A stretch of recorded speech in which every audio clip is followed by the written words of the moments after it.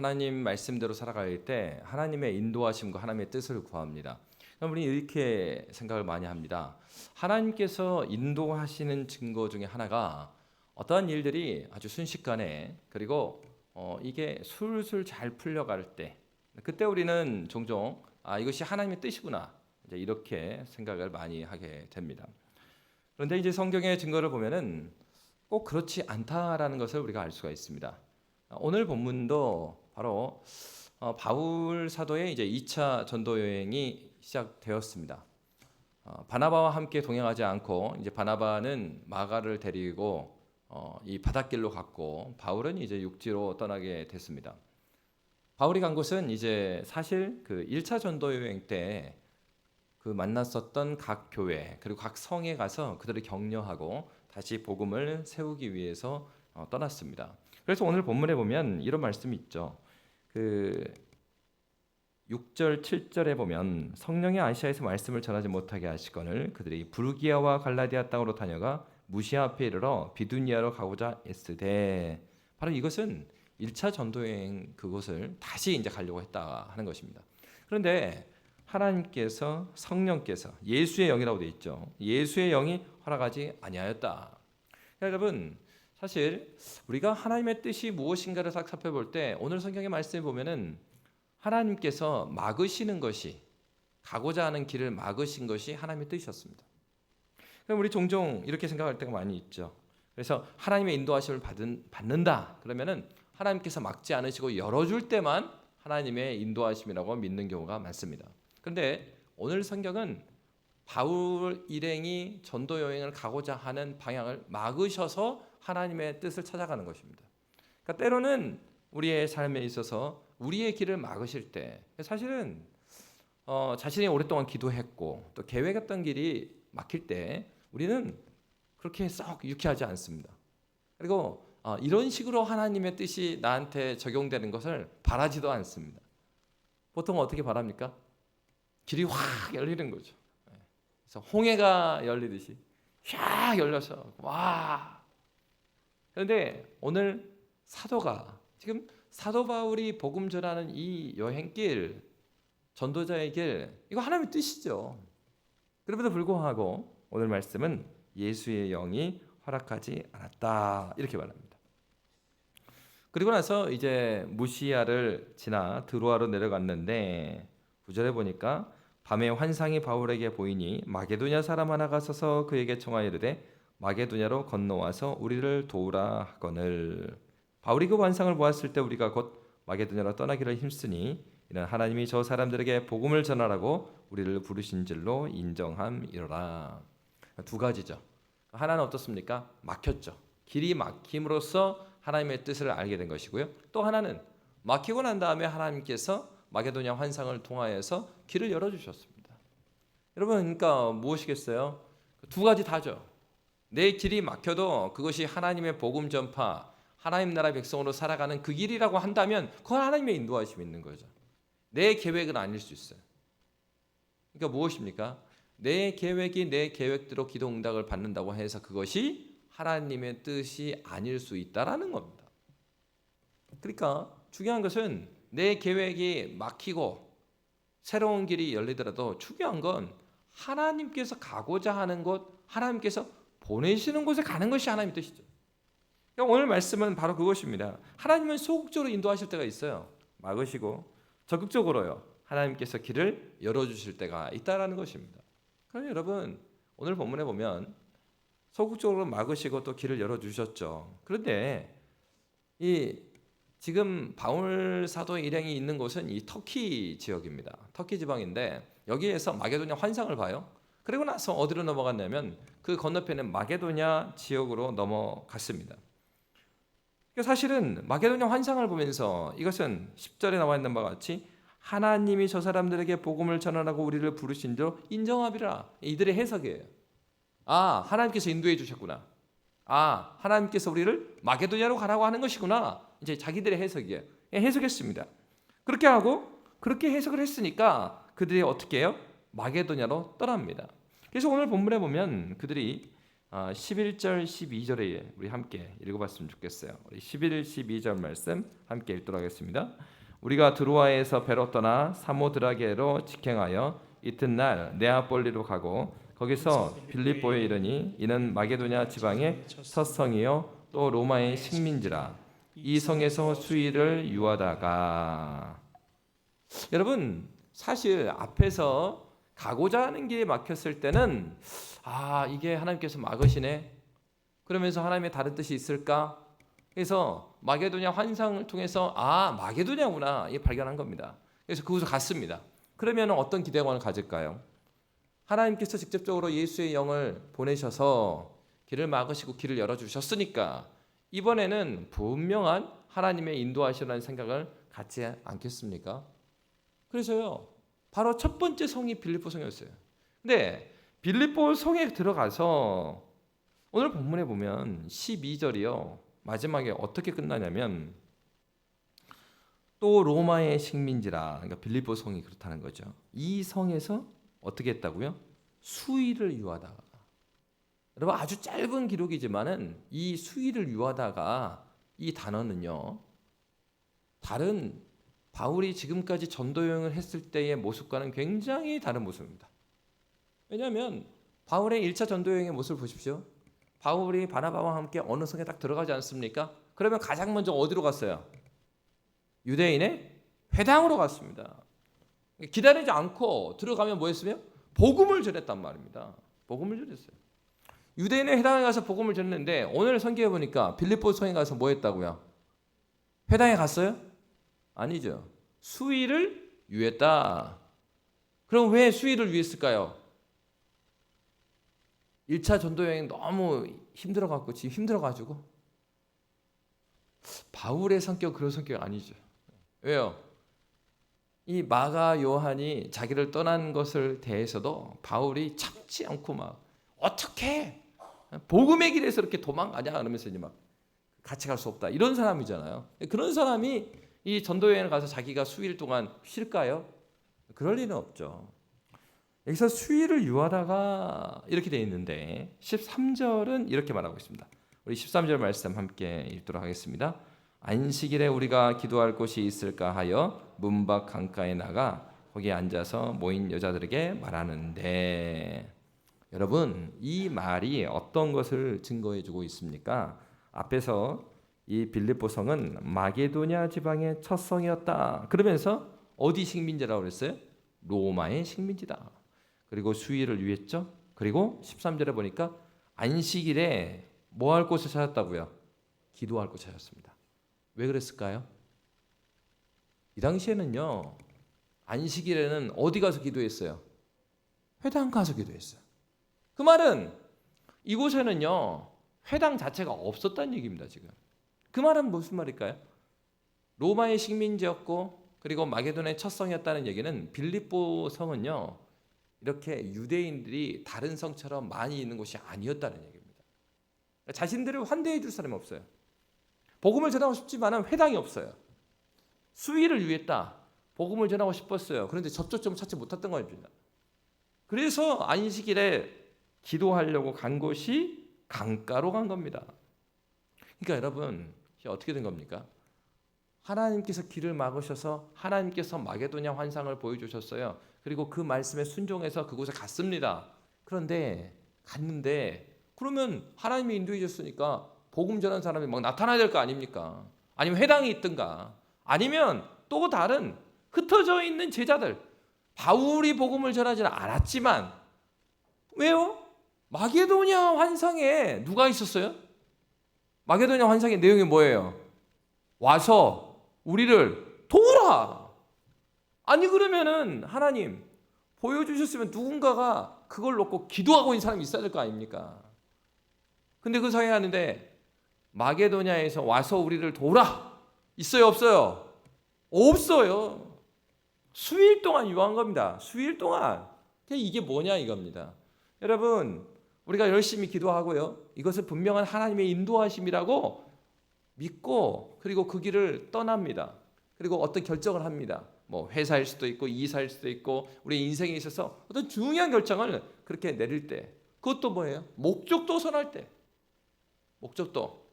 그리스도인으로서 하나님의 증인으로 살기 위해서. 내가 목사 선교사로 살지 않지만은 내 삶 가운데서 복음 증거대로 살기 위해서 아주 중요한 결정을 하나님께 기도하면서 하나님의 인도하심을 쫓아서 그래가지고 샥 출발을 하고 갔는데 근데 어떤 일이 일어나요? 상상했던 것이 이게 그러면 그 다음에 물 흐르듯 열려야 되는데 안 열리는 겁니다. 그럴 때 어떻게 하겠냐는 거예요. 그러면 종종 우리는 어떻게 생각합니까? 고민하게 되죠. 그리고 어떤 생각을 하게 돼요? 그때 마게도냐 환상이라는 것이 우리가 잘못 해석했는가? 하나님의 응답이 아니었는데 내가 잘못 생각한 것은 아닐까? 그런 생각을 하게 된다는 거죠. 근데 중요한 것은 지금 수일을 유하다가 안식일에 우리가 기도할 곳이 있을까 하여 이게 이제 중요합니다. 사도와 그 전도팀들은 기도하고 있었던 사람들이에요. 그래서 안식일에도 기도할 곳을 찾아갔습니다. 이게 무슨 얘기입니까? 하나님께 물어야 되는 거예요. 우리 민수기 새벽에 계속해서 이제 민수기가 끝나고 있는데 민수기에서 반복적으로 나오는 사건들이 있어요. 물이 뭐 이렇게 쓰다든가 물이 없다거나 그리고 이스라엘 백성들이 원망하고 불평하고 하나님의 언약을 믿지 않는 그런 일들이 많이 있습니다. 근데 이제 그때마다요 우리는 이런 생각을 많이 하게 됩니다. 우리에게 있는 환경들이 우리가 생각하는 환경들이 아닐 때 우리는 어떤 고민을 하게 돼요? 이게 정말 누가 생각해도 이것은 원망하고 불평할 수밖에 없는 거 아닌가? 목사님 아시죠? 이 정도면 제가 할 만큼 다 하지 않았습니까? 우리 종종 우리를 굉장히 변호하는 경우가 많아요. 그래서 이 정도면은 제가 오래 참지 않았습니까? 그래서 자신이 하나님께 대해서 원망하고 불평하는 것을 이제 설득하는 거죠. 지체한테 설득하고 구역장에 설득하고 그 설득 나중에 언제 누구한테 해야 돼요? 하나님께 나와서도 하나님 이 정도 나 오래 참았지요? 나 상급받기에 많은 사람이죠? 근데 여러분 이 민수기의 증거를 보면 하나님께서 하나님 앞에 그들의 광야길에서 어떠한 사건이 있을 때마다 아주 대조적으로 보여주는 그룹이 있어요. 백성들이 원망하고 불평하였다. 그다음에 그 다음에 누가 나와요? 모세는 누구에게요? 하나님께 뭐 했어요? 기도하더라. 무슨 얘기입니까? 똑같은 환경에 있다고 해서 모두 똑같은 결정을 하는 건 아니란 얘기예요.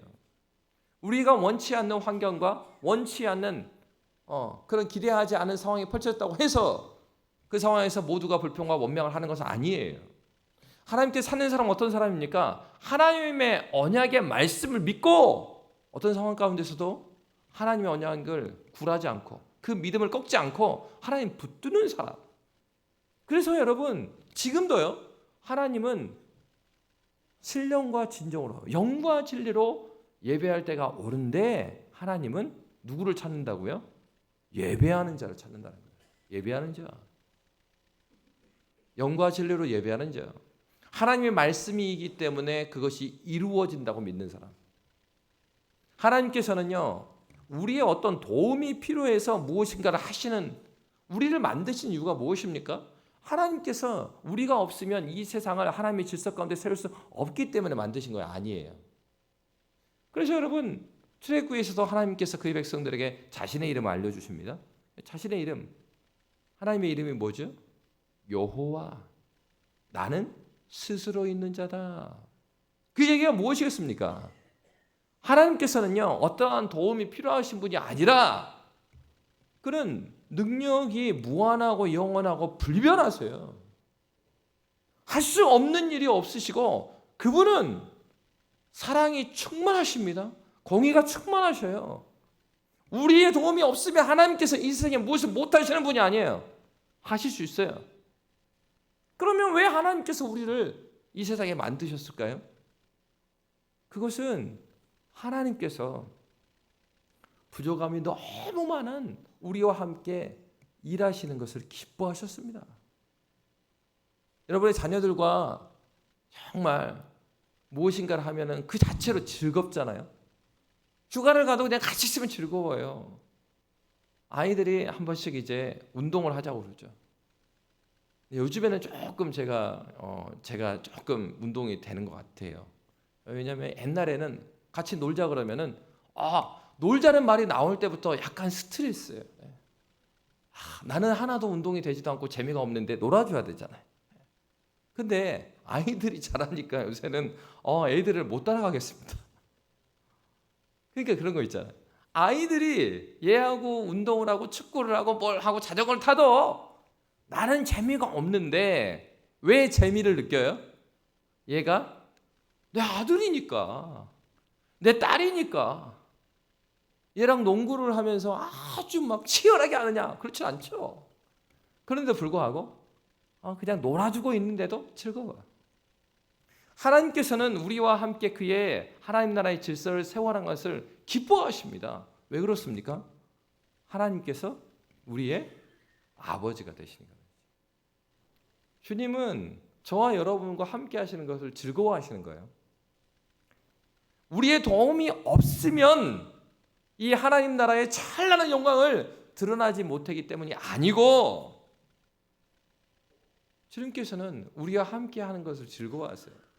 그래서 아침마다 새롭고 늘 새로우니 주의 성실이 금이라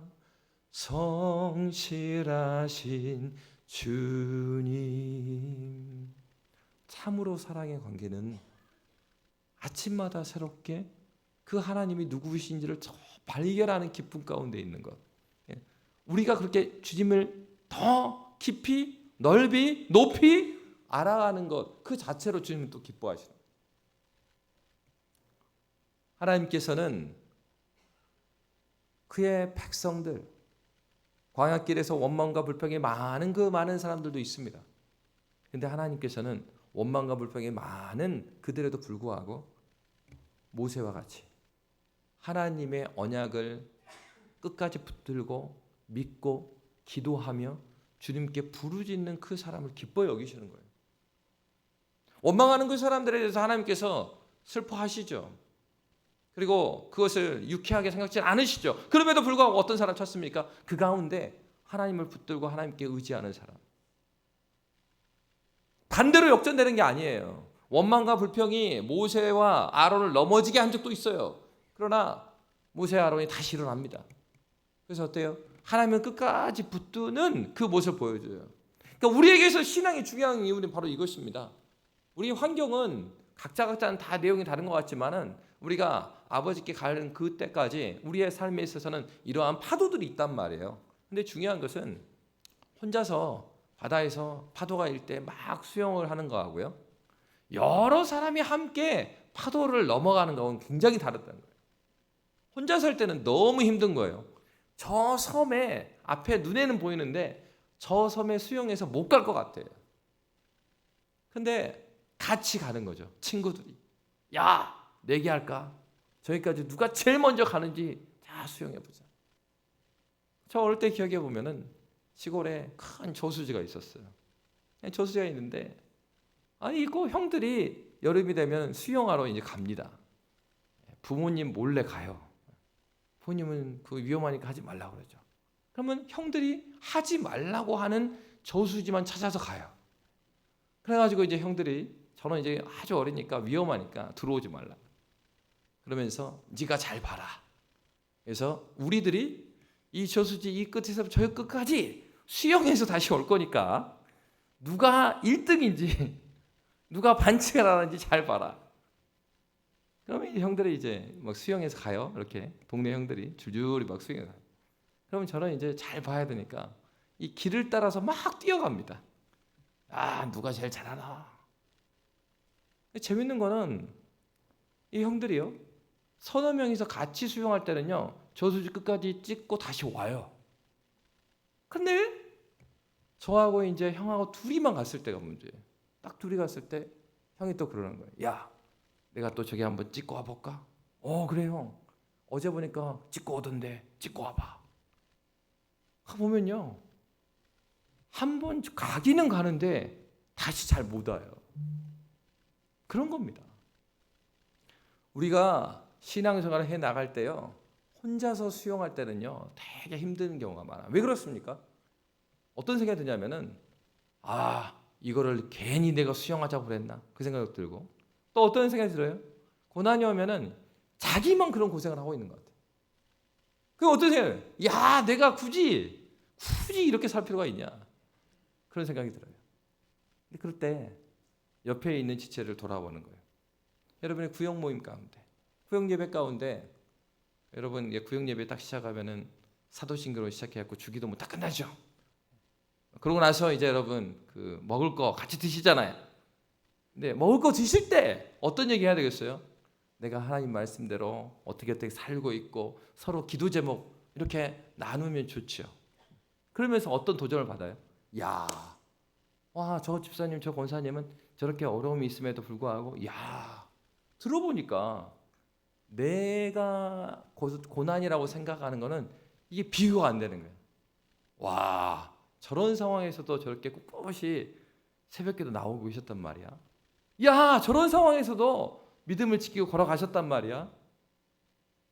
여러분, 그겁니다. 우리가 하나님께서 공동체로 부르신 이유는 바로 그것 때문에 그래요. 신앙생활을 홀로 하는 것이 아니라 우리가 함께 하는 그 신앙생활 가운데 함께 걸어가는 유익은 여기 있는 겁니다. 홀로 걸어갈 때는 넘어가지 못하는 것이요, 함께 걸어갈 때는 힘들어도 넘어갈 수가 있어요. 하나님께서는 우리를 그렇게 교회로 부르셨어요. 이스라엘 백성들에게 있어서 원망하고 비판하는 사람이 있었어요. 아주 소수가 있었습니다. 근데 그게 점점 누룩과 같이 퍼져갑니다. 근데 그때 중요한 것은, 그때는요 침묵해요. 공동체 가운데 어떤 어려움들이 있을 수 있어요. 내가 힘들 수 있어요. 그런데 내가 어려움을 전파하는 사람이 되는 게 아니라, 그럼에도 불구하고 하나님 붙드는 믿음을 전파하는 사람으로 설 때 놀라워요. 하나님의 생명력이 있는 은혜는 우리의 원망과 불평을 전복시켜요. 그러니까 여러분, 감사에 있어서는 적극적으로 감사하시기 바랍니다. 적극적으로 감사하셔야 돼요. 왜요? 똑같습니다. 은혜도 전파하면 전파력이 아주 강해요. 죄도요, 전파하면 전파가 아주 강해져요. 왜 그럴까요? 하나님께서 저와 여러분을 축복의 통로로 만드셨기 때문입니다. 죄는 축복의 통로인데 축복을 가로해버리고 원망과 불평의 통로로 쓰려고 해요. 그러니까 어떻게 했어요? 우리가 한마디를 할 때도 그랬잖아요. 이 뭐할 놈, 이거를 어떻게, 이 축복받을 놈아, 이렇게 하라고. 이 하나님의 언약을 붙들 놈아, 이렇게. 그래서 하나님께서 공동체로 부르셨는데 어떤 일이 일어납니까? 이스라엘 백성의 원망과 불평에 퍼뜨려져서 거기서 일어나지 못한 자들은 가나안에 못 들어갑니다. 그런데 하나님께서 다른 세대를 세우시죠. 그래서 하나님을 끝까지 붙들었던 여호수아 갈렙처럼, 갈렙과 같은 경우에 그 나이가 많이 들었을 그때에도 어떻습니까? 선포하는 거죠. 이 산지를 내게 주십시오. 그러니까 수많은 젊은 세대가, 그러니까 유일하게 출애굽 1세대에 가나안 땅에 들어와 있는 사람 아닙니까? 여호수아 갈렙, 그들이 그 땅에 가서 하나님 보여준 것이 바로 그것이었어요. 하나님을 붙드는 것이 무엇이냐를 보여준 거예요. 그러니까 두려움에 떨고 있던 수많은 후배들이 그들의 신앙을 따라 걸어가는 겁니다. 하나님께서 우리를 부르시는 이유는 바로 여기 있죠. 여러분, 마게도나 첫성에 갔을 때 바울과 전도자 일행이 선택할 수 있는 경우는 두 가지를 선택할 수 있어요. 하나님, 그리고 이제 팀원들도 그럴 거 아닙니까? 이거 잘못한 거 아니냐? 애초에 베두니아랑 거기 돌기로 했던 성을 돌았어야 되는 거 아니냐? 뭐 그렇게 할 수도 있잖아요. 근데 그들은 하나님께 기도할 것을 찾았습니다. 하나님께 물어보기를 원했어요. 그런데 중요한 것은 해결이 되지 않고 풀리지 않는 것은 하나님께 물어야 합니다. 사람한테 말한다고 해서 답이 나오지 않기 때문이죠. 사도들은 안식일이 되어서 기도할 곳을 찾았습니다. 그리고 그들은 기도할 곳으로 나아갔습니다. 오늘 본문은 이렇게 말해요. 우리 본문 함께 읽도록 하겠습니다. 우리 본문에 보시면 13절, 14절 말씀 함께 읽도록 하겠습니다. 안식일에 우리가 기도할 곳이 있을까 하여 문 밖 강가에 나가 거기에 앉아서 모인 여자들에게 말하는데 두아디라 시에 있는 자생 옷감 장사로서 하나님을 섬기는 루디아라 하는 한 여자가 말을 듣고 있을 때 주께서 그 마음을 열어 바울의 말을 따르게 하신지라. 아멘. 여러분, 그들이 하나님께 물었을 때, 하나님께 묻기 위해 강가로 갔을 때 바로 그곳에서 하나님께 물었던 다른 여인을 만난 거예요. 마게도냐의 환상, 와서 우리를 도우라. 바로 자주정사 루디아가 그곳에 있었고 그들의 가족이 주님께 돌아오는 역사가 일어납니다.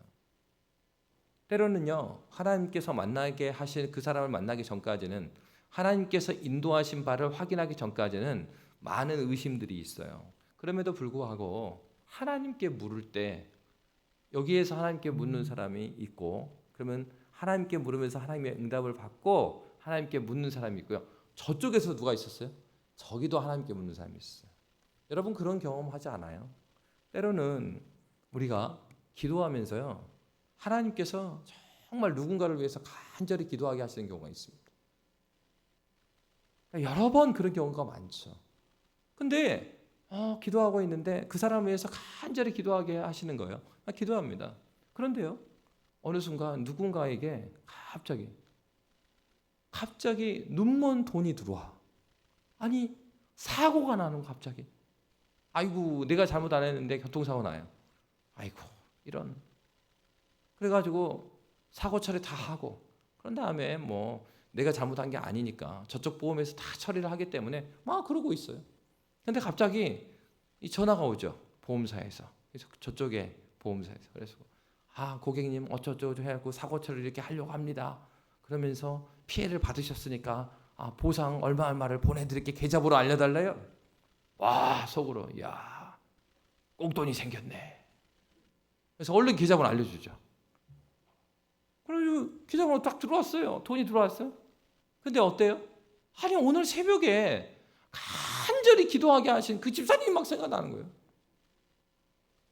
그래가지고 그 집사님한테 이제 이런 얘기가 딱 나오면 어때요? 자꾸 의심하고 싶어지죠. 새벽에 그 마음이 아니기를 간절히 바라죠. 이제 어떻습니까? 그런 얘기를 하면 또 하필이면 또 그런 날 전도사님이 연락이 와갖고 딴 얘기를 하다가 하나님이 주신 마음이 있으면 바로 순종해야 돼. 알지 집사님? 그럼 딱 끊어. 보내야 되겠네. 보내. 그러면요, 그 놀라운 일이 그 다음에 만났을 때 그 물질의 도움을 받은 분이 하는 이야기 그거예요. 전화 와가지고 와, 너무 고마워. 막 그래. 뭐가? 내가 진짜 이만저만 해가지고 너무 이 돈이 필요했고 정말 이 아내가 이렇게 어려워갖고 딱 이만큼 치료비가 부족했는데 그때 자기가 보내줬어. 여러분, 하나님께 막 기도하면서 하나님께 묻고 걸어가다 보면 이럴 때가 있단 말이에요. 사도 바울과 그 일행이 이거 하나님 잘못 보내신 거 아니에요? 우리 빌립보서 잘못 온 거 아니에요? 그렇게 하고 돌아갔다면 수위를 위했다고 했으니까. 안식일까지 아무 전도도 못했잖아요. 그래 기다리니까 이거 잘못한 거 아닙니까? 막 그랬을 때. 근데 하나님께 묻고 하나님께 걸어가니까 거기에 누가 있었어요? 또 기도하러 온 자주정사 루디아가 거기 있었단 말이에요. 우리는요, 저 사람하고 이 사람이 모르는 경우도 있고 떨어져 있고 어떻게 사는지 모를 때도 있어요. 그런데 여기서 그 기도를 하나님께서 들으시고요, 저기서도 하나님께서 그 기도를 들으셔요. 우리는 저 사람의 그 계좌에 얼마 있는지 몰라요. 저 사람의 형편이 뭔지 몰라요. 근데 이쪽에서도 저쪽에서 기도를 들으신 그 하나님께서, 우리의 모든 것의 주인 되신 하나님께서 이쪽에 있는 당신의 물질을 저쪽으로 옮겨주시는 거예요. 그래서 그거를 드리는 사람도 우와, 하나님께서 지금 일하고 계시는구나, 이거를 보게 하시고, 받은 사람도 야, 내 기도를 하나님께서 들으셨구나, 우리 양림교회 성도들은 모두 그런 경험이 있으시구나. 얼굴이 맞아. 억지로 지금 웃지 마세요. 너무 늦으셨어요. 그러니까 우리가 신앙생활 하다 보면 그런 경험들이 있죠. 하나님께서 지금도 내 기도를 듣고 계시고 하나님께서 이 길을 이끌어 주시는 거구나. 근데 중요한 사실은 이겁니다. 이렇게 하나님의 인도하심을 경험하는 사람이 누굴까요? 누가 그렇게 경험할 수 있을까요? 하나님의 사명의 길을 포기하지 않고 걷는 사람한테 이런 일이 일어나요. 자주왕사 루디아 입장에서 생각해 보시면 얼마나 이 사람이 외로웠겠습니까? 유대인도 없어요. 성경을 배울 때도 없단 말이에요. 그런데 그의 인생의 그런 어려움들, 곤란한 점들 이것들을 하나님 앞에 찾으려고 해보지만은 그 도와줄 사람이 없는 그 답답함. 그러니까 어떤 생각이 들겠어요? 이런 생각 자체를 다 무시하고 살까? 이 생각도 할 거 아니에요. 근데 중요한 건 그겁니다. 하나님을 찾는 사람, 그리고 하나님의 뜻을 구하는 사람을 하나님께서 연결해 주시는 거죠. 다시 말하면 하나님께서 인도하시는 그 삶을 믿음으로 걸어가는 사람에게 이러한 놀라운 기적이 찾아오는 것이지. 내가 그리스도인으로 살고자 하는 애씀과 몸부림침이 없는 삶에는 이게 안 보여요. 보이지도 않고. 그리고 그러한 매칭이 안 되죠. 하나님은 어떤 사람을 귀하게 여기십니까? 여전히 지금도 어떤 사람이요? 영과 진리로 예배하는 예배자. 예배자의 마음을 가지고 우리의 삶 가운데 하나님을 구하고 찾는 그 사람. 하나님 그들을 기뻐하셔요. 그래서 하나님께서 기뻐하시는 자를 연결해 주셔요. 그래서 놀라운 일을 경험하게 해주셔요. 그러면 어떻습니까? 신앙생활이 즐거워하는 거예요. 와, 그러니까 그 곡에 나오는 거죠. 그 노래가 나오는 거예요. 아침마다 새롭고 매일 새로운 거죠. 왜? 하나님의 놀라움을 내 삶에서 발견하게 되니까. 어떤 사람이요? 믿음을 가지고 하나님께서 보내신 그 자리를 포기하지 아니하고 그리스도인으로 합당하게 살길 원해서 그 길을 담담하게 걷는 그 사람에게 나타나는 하나님의 위로입니다. 하나님의 뜻은 그냥 그렇게 발견되지 않는 것입니다. 어떤 사람에게요? 하나님을 붙들고 하나님으로 승부를 내려고 하나님을 붙잡고 몸부림치는 그 영혼에게 하나님께서는 당신의 어떠함을 보여주시는 하나님이심을 믿으시기 바랍니다. 그 하나님 지금도 살아계십니다. 그 하나님 지금도 우리 양림교회에서 일하고 계십니다. 그 하나님은 우리 가정에서 지금도 일하고 계십니다. 하나님은 올 여름에도 우리 자녀들에게, 우리 영혼들에게 놀라운 하나님의 하나님 되심을 보여주심을 믿으시기 바랍니다. 우리가 그 길을 주님을 의지하며 나아가는 믿음의 권속들 되시기를 주의 이름으로 축복합니다. 기도하겠습니다.